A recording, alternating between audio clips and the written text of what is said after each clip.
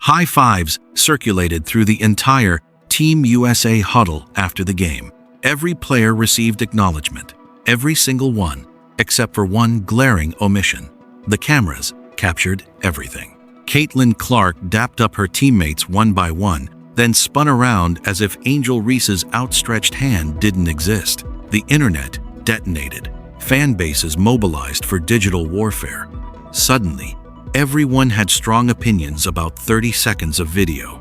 Was it a deliberate snub? A calculated statement from one of basketball's most competitive minds?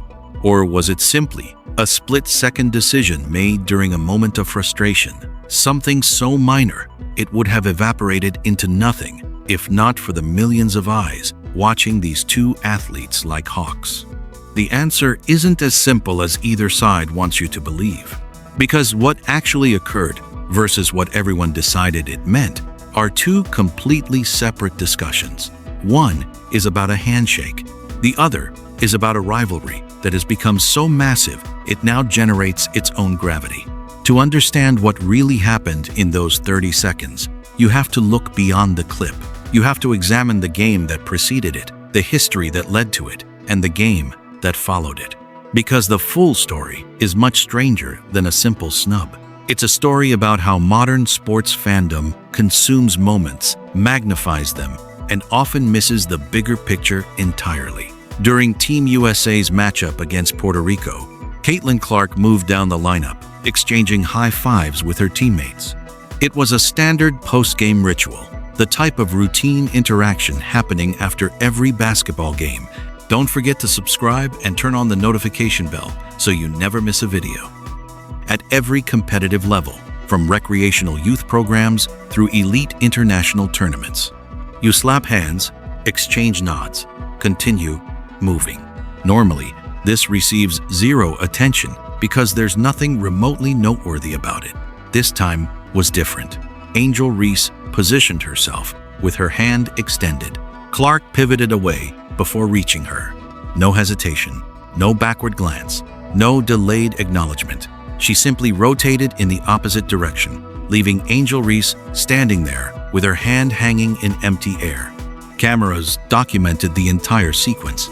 The footage spread across every platform instantaneously. Twitter, Instagram, TikTok, every corner of the internet, fueled by athletic drama, had the clips circulating within minutes. Reactions flooded in before most viewers had even watched it through completely. Caitlin Clark supporters claimed the response was warranted. Angel Reese supporters labeled it blatantly disrespectful. Casual observers of women's basketball proclaimed this as evidence of deeper institutional problems. Dedicated followers insisted everyone was catastrophizing. Somewhere buried beneath all that digital noise, the actual basketball being contested in a FIBA World Cup qualifying tournament temporarily became the secondary narrative. Consider how remarkable that is. Team USA was maintaining a perfect qualifying record. Caitlin Clark was simultaneously leading the entire roster in points, assists, and plus-minus differential. Angel Reese was contributing rebounds and fulfilling her designated responsibilities. The squad was cruising to comfortable victories. Yet the dominant storyline consuming the news cycle for 72 hours revolved around 30 seconds from a post-game handshake line. That reveals something significant about women's basketball's current cultural moment. The spotlight is massive. The emotional investment feels intensely personal to audiences in ways typical sports coverage rarely achieves. Every single interaction between these two athletes gets dissected with forensic precision because their relationship has evolved into one of the sport's defining narratives. That dynamic exists because both are genuinely magnetic personalities, bringing completely distinct elements to the game and its surrounding culture. To understand why a missed high five caused a 3-day news cycle, you have to look back at the rivalry that built this moment. It traces back to the 2023 NCAA championship game, where Angel Reese led LSU over Caitlin Clark's Iowa squad.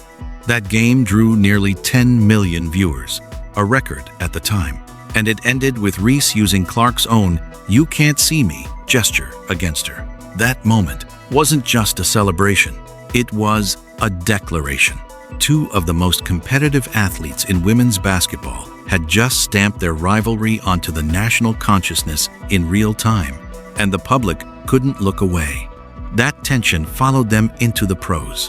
When they entered the WNBA in 2024, their matchups became must-see events. The league saw attendance spikes whenever their teams faced off. Merchandise sales surged.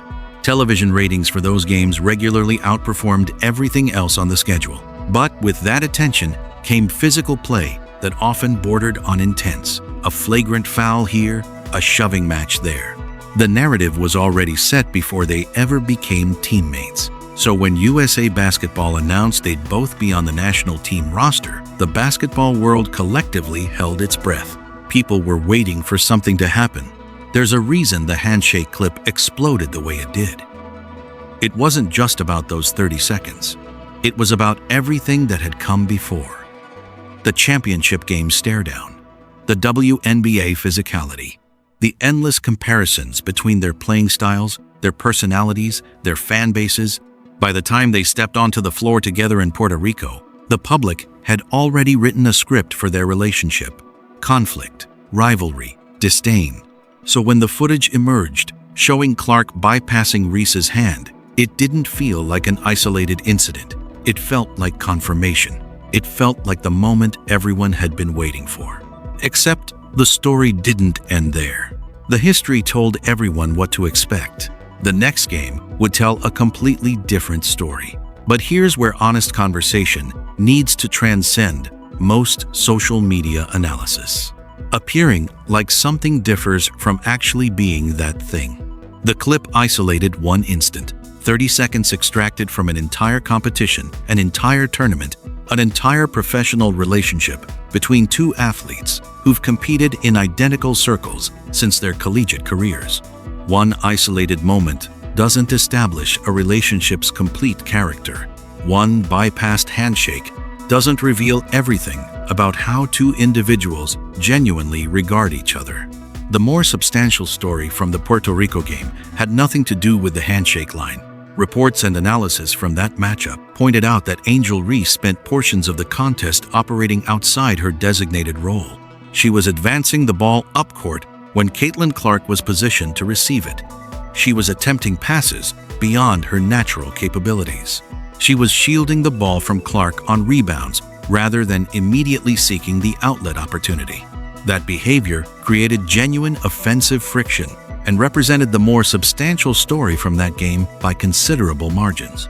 The handshake clip attracted more attention than the ball handling situation because the handshake clip is 30 seconds anyone can watch and immediately comprehend without basketball knowledge. You don't need understanding of pick-and-roll concepts or outlet pass importance to observe someone's hand getting ignored and experience emotional reactions. The basketball decisions require contextual understanding and sustained attention to appreciate their significance. Basketball media gravitates toward whichever story version demands minimal explanation. But the version requiring explanation carries greater importance because what transpired with the ball during the Puerto Rico game directly impacted offensive performance. What occurred in the handshake line impacted how many digital views a clip accumulated. Those aren't equivalent significance levels regarding what genuinely matters in basketball tournaments. The camera caught the handshake, but it almost entirely missed the actual game.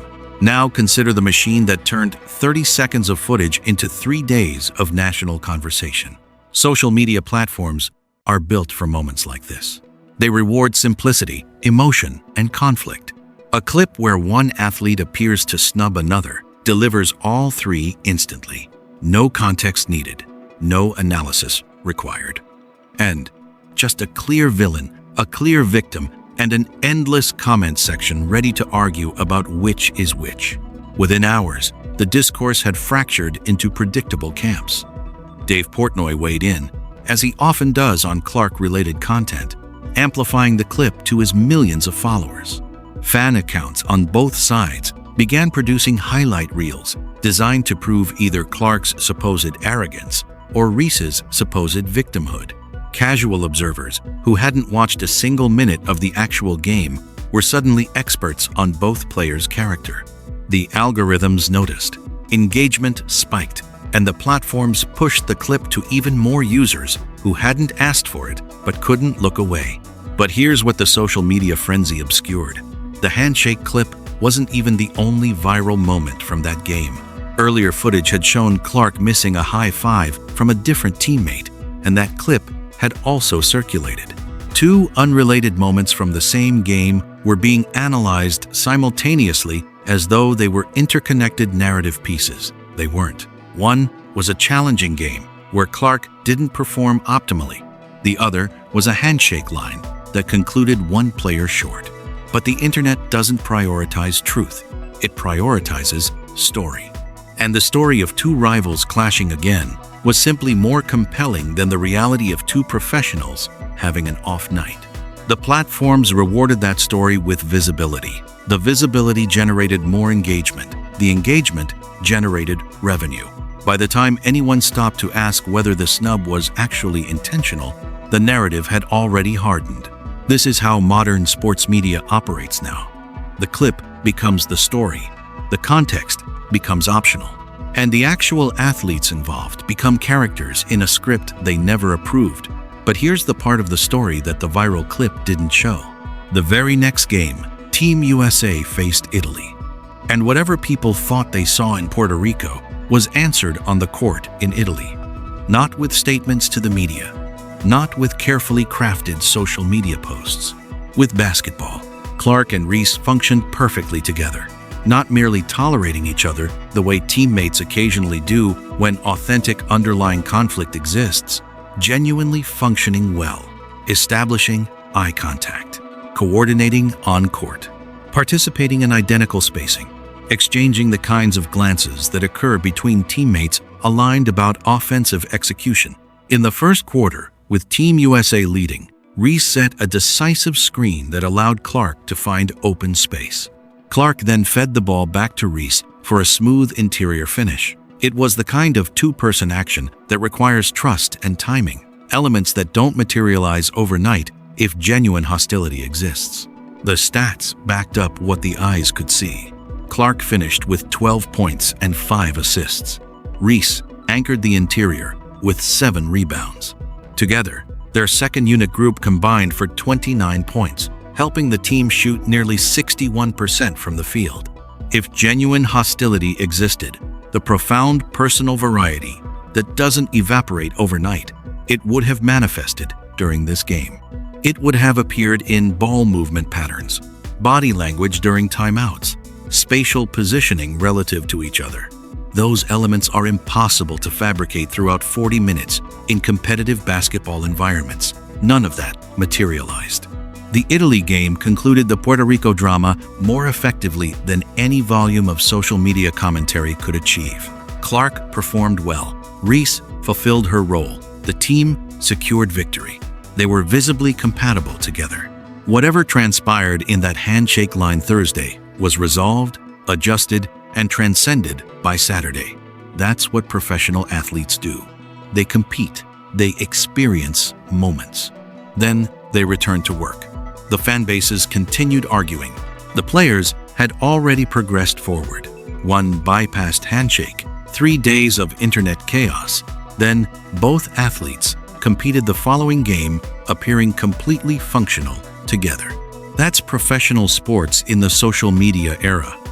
So what are we left with after the clips, the commentary, and the manufactured outrage? Something that looks, on the surface, like a ridiculous overreaction to a meaningless moment. But dig deeper, and a different picture emerges.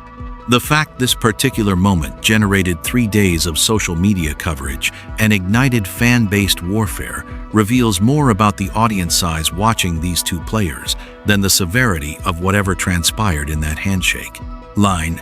If two unknown players executed identical actions in identical circumstances, it wouldn't exist beyond a few local sports accounts.